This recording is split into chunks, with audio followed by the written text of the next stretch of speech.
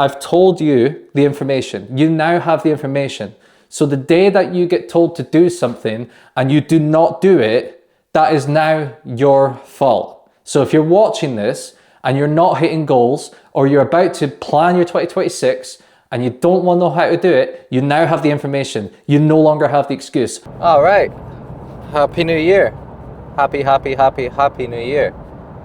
I had 2 weeks off, and I'll tell you this much, right? See the anxiety of coming back. I was like really excited to come back, to get back into the swing of things. But see, when you have so much like momentum, you've got all these like things you're doing every single day. See, when you come out of that, it's like, I don't know, it's like in Finding Nemo when like they're in the jet stream, all the turtles, and then they push one out, and all the other ones are going fast, and then it's like you got to swim back in, bang, and off you go. Like, that's what it's been like. So it's Tuesday, and yesterday I officially came back to work. I did a little bit like over the holidays, but see, when I'm with family up in Scotland, like a non-negotiable rule for me is like minimal to no work. Like minimal to no work. Or something urgent comes up, I'll deal with it, but minimal to no work, man. Because I rarely get to see them, so spending quality time with them is important. I encourage you to do the same. However, yeah, like see, coming back, I had like yesterday I felt like sick all day, like really sick. My legs were sore, my arms, my hands were weak. Like honestly, I just felt horrifically anxious, and I couldn't pin down why, and I didn't know what to do about it. So first thing I done was like just made a list of things that needed to be done, and just done one thing at a time. It sounds obvious, it sounds basic, but see, getting it out of there like and onto paper and just doing one thing at a time, that really helped getting into the back of the swing of things. And then I like spoke to a couple of mates about it, and a lot of people are feeling the same. You know, I thought it was just me, but now, today, feel better, feel back in action, and I think it's just like picking up that momentum again, just getting it going. Like, you know, it's like pushing a big boulder. Once it starts rolling, you're fine, but it's that initial push that's really difficult. So yeah, I hope you all had a good holidays. I am on my way to Project Madagascar to get some finalized floor plans. Right, we're now at Project Madagascar, and I want to show you something. This is Magic Plan. So if you click plus, I'm going to do second floor, and I'll do insert. This is if you don't have a laser measure, but I do have one. But I'm going to do this is what I do anyway, because it gets all the furniture, it gets all the beds, kitchens, and all that stuff. Now that, don't know if you can see me, that was a jeweler, because over the holidays, I've done a lot of wedding stuff with Lauren, and one of them, my granny left a ring, her wedding ring, right? And it's like, I think I'll put a photo of it. It's got like, it's like a middle diamond bit and a gold band each side. And with my mum's permission, we are splitting it into 3, and we're keeping the gold bands for our wedding. So got to a jeweler, and they said that they can do that. That's what that call was for. I'm gonna give payment to them. I know this isn't property related, but fuck, I'm so excited, so excited. We're gonna get married in March, and a lot of the property people down here are gonna come up to Scotland, and they're gonna wear kilts. It's gonna be well fun. Right, let's get back to it. So we are in Magic Plan. That's the app. And like I said, I can't be bothered doing all these like individual bits of furniture and kitchens. It all adds up, toilets and stuff. So I do a scan, and then I refine it with laser measurements. So I make sure it's the correct measurements. But you go into room, then you do auto scan, and you have to have LiDAR. This is only an iPhone 12 Pro Max, so it's quite an old model, but I'll tell you this much. I'll go through to the other one. I'll tell you this much, it's got LiDAR. LiDAR, and that's the important thing. So, bedroom. Fuck it, we'll go in this one. Right, I know it's chaotic, but it's your first day back. It's your boy's first day back. Oh, have I messed it up? Right, we're back. So, ignore all of that, that's all boring stuff. So, bedroom, this is obviously a bedroom. Point it to the edge of a wall, and then go up. And then it starts doing its thing. Right, some of it will be a little bit off. There's obviously nothing there, but it'll fix that in a minute. There you go. It'll stretch across, and then go over to the bed, and you will see that it scans the bed. See the white lines around the bed?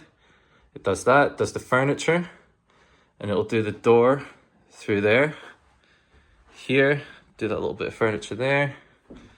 Up here, I want to see it through the window. And then you can tap on that and select which window. And through here, because it's an L-shaped dormer, this would be a bit of a headache to do. But you can see it's doing really well. Now these are not 100% accurate. Let's go through to the ensuite. But it works, man. It gives you a layout to play with. And then once you have that layout, you can adjust it afterwards. See if it fixes a little bit. You have to be quite a bit patient with it, but you can adjust it afterwards with a laser measure, get it all fixed. And yeah, it gives you a bit of a head start. And that's the main thing, man. That's the main thing. And then you get that little 3D model there you can see that it's creating. So this is it. Right, I'm going to carry on doing this with the rest of the house. Also, this is the window that's been bricked up. And it's such a shame, man. But obviously insulation plaster paint, like it's obviously going to be covered up. But it's such a shame, man. Let me show you what it looked like on the outside. I mean, you barely notice it. You barely notice it. But it's a damn shame. But yeah, it's an absolute shame. But this is what happens, man. You can't help regulations. We're lucky it's like an alleyway, so it doesn't like overall affect. Like you can clearly see there's a lot of lighting in here, which is really, really, really good. However, because it's an alleyway, it's not exactly, it was like a big light source. It was just nice. It's not going to affect rents. Tenants won't overly care because they won't miss what they never knew, you know? So yeah, that's it. That's something that's shit, but solvable. And a part of this strategy, you have to adhere to everyone's regulations. Do not underestimate building control. Right. We are at Western. And I haven't recorded in a couple of days. I think the last clip was from a couple of days ago. But plastering has been going on in this studio style room. Bed is going here, kitchenette over there, and we are ready for mist coat paint. Now, it's also going to be going on through here. First week of the year, not bad, eh? Now, here's something that we spotted, okay? And I want you to keep an eye out on it. If you look at that, pause it and tell me what's wrong with this area. All right, let's see if you got it. So these two sockets, bed is going in the middle. Measured the bed and the corner would be going here if we wanted it to align with the two sockets, meaning we have to move them over here. Now I did say before the plaster was done, that needed to be done. It's not been done, but I've been assured it will be done. So remember, if you have over here, if you have a bed coming to here, there's a very tight pinch point. You want to move that across to like here. So then there's a wider one. Now that is aligned with the TV. The TV's obviously going up there because we like the bed facing directly the TV. However, look at this, man. It's beautiful. I'll talk you, here's the ensuite. The ensuite is here. Don't know if you can see that, but that's the room. That's the ensuite, 3 square meter ensuite, not bad. Big room. Now next week is the big push for this place. Really big push, because to reverse engineer it, this is the kitchen communal. Ovens have literally been delivered. The ovens were delivered just now, and as soon as it left, I started recording. So these are all combi ovens for the studio style rooms. This will be going in there. And we've got another 4 in there because it's 5 studios, 1 ensuite room. But like I said, next week is a huge push for this one because we are throwing the kitchen sink at it. We have the valuer, hopefully, I'm waiting for confirmation, coming out on the 30th of this month. The interior designer is coming out on the 19th. They need 2 weeks. So that's the week commencing 19th, and then plus 7, week commencing 26th. That's their 2 weeks. All right, 10, well, 5. Fuck it, they've got enough time. And the valuer coming out on the last day. So, do you reckon we can do it? What needs to be done, Scott? I'll tell you. Little bits like that, little bits of skirting. Carpets, LVT flooring, paint, second coat of paint going around, little touch-ups right there like that. En suites to be finished, you know. We've got bits here, just little bits. The top 2 floors are not as bad as the rest of the house. You've obviously got it's more aesthetic side of things. So that needs to be done. This needs to be done. A bit of repair work was done there. Shower. So it's not huge tasks, but it's a lot of little tasks. But the joiner, painter, plasterer, electrician, fucking plumber, carpet fitters, the whole team are coming next week to obliterate this place. Not saying it's going to be 100% done. The ground floor is behind the top 2 floors. So whilst the interior designers are here, what I've said to them is, start on the top 2 floors. They're going to be ready. By the time you get to the ground floor, that'll be done and you'll be able to crack on, you know. It's a bit of a compromise slash adjustment, but we want to get this valuation done, kick the year off by getting this project finished. Then that's it, trips. See a bit of snow, it's a bit snowy today. All right, we're back, 2026. So, it's been a while since I've done this, talking to the camera. The last video that I've done was recorded before Christmas. That is a full tour of Project Sun. It is completed and viewings are coming through.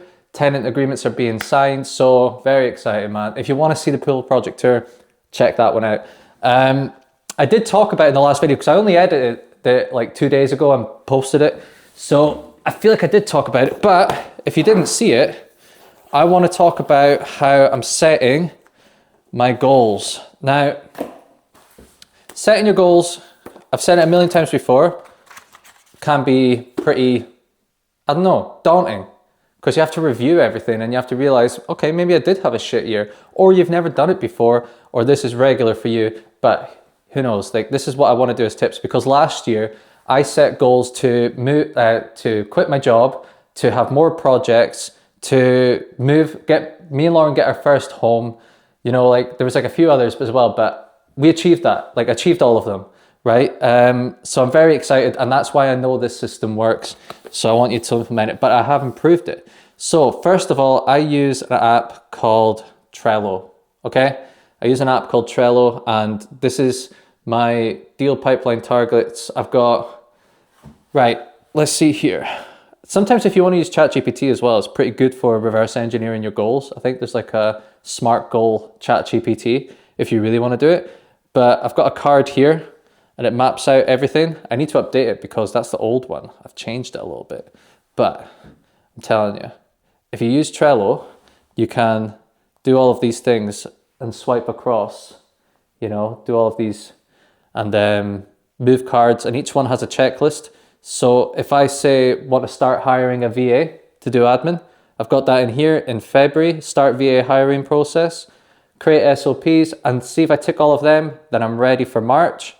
And then when March comes, I've got VA here and it's fully onboarded, can handle most tasks, you know, like just for admin, sludgy stuff, creating deal packs and all that shit. So, but that's it, man. I think like it's important to have secure one deal sold to client, and then it's like tick, tick, tick, tick. So Trello, it's free. Use the card system. And if you set it up, whereas I've got it Q1, right?